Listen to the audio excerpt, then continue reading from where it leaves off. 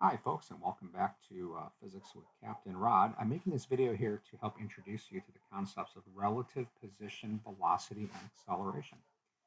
So what we're looking at, sorry, I got my dog barking in the background here.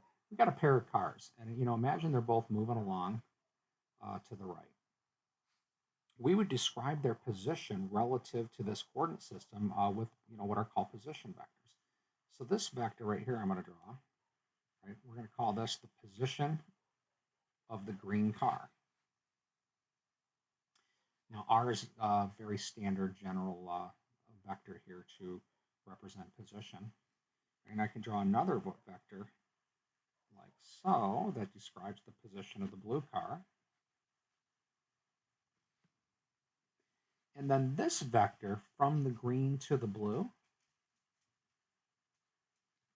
this is the position of the blue car as seen from the green car. So notationally, we might call it something like this: position blue with respect to green. Now, vectorially, remember, vectors are always added tip to tail. So you'll notice that in this picture, the resultant vector is actually this one, because the green plus blue with respect to green, these are the two that are tip to tail. So that allows us to write out a vector equation here that the position of the blue car is equal to the position of the green car.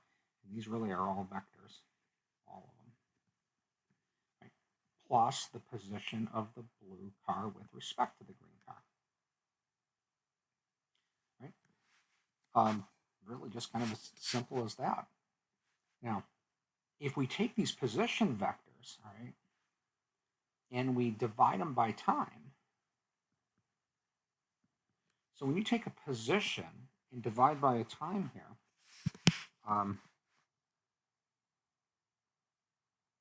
these will become velocity vectors.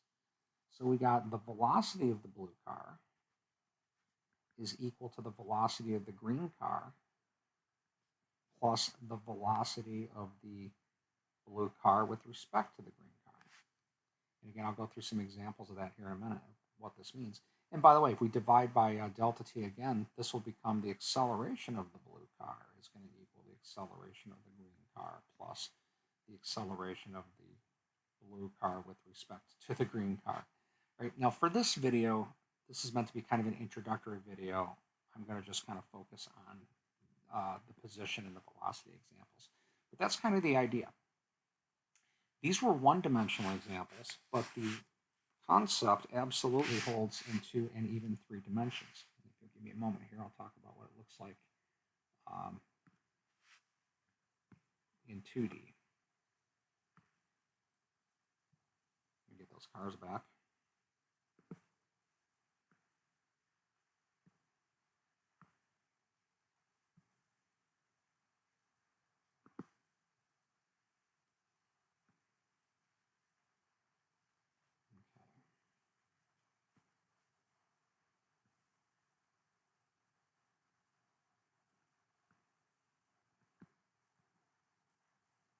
This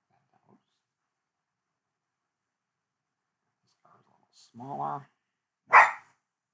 Oh, gosh.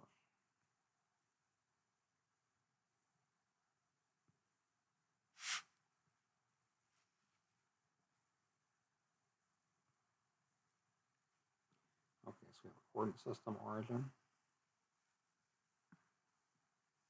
There.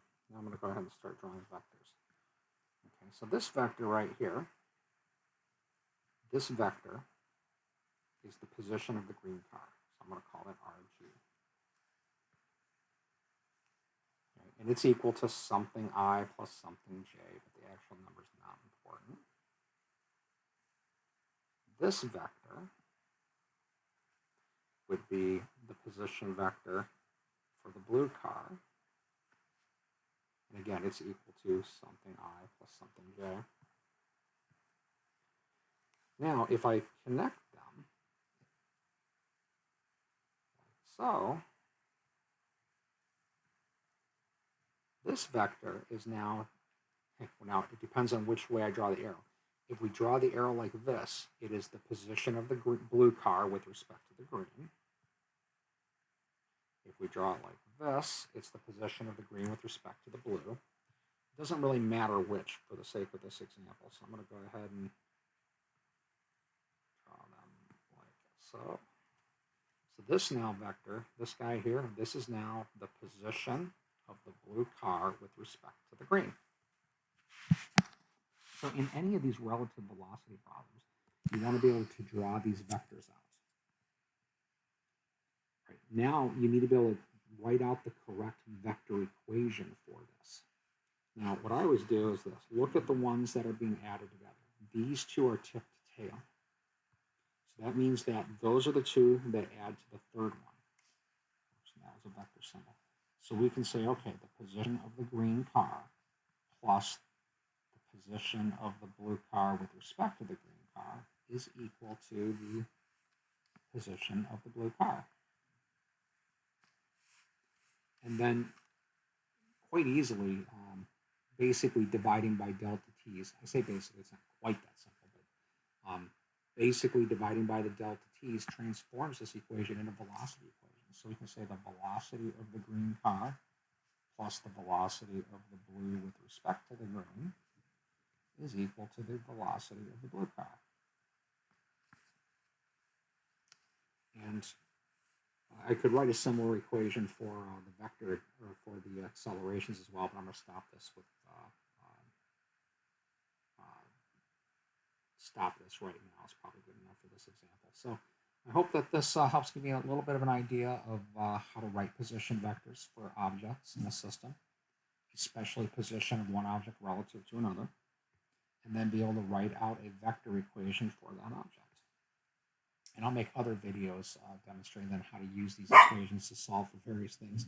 And I'll probably wait until my puppy dog goes to sleep. So I hope that this helps. Have a great day.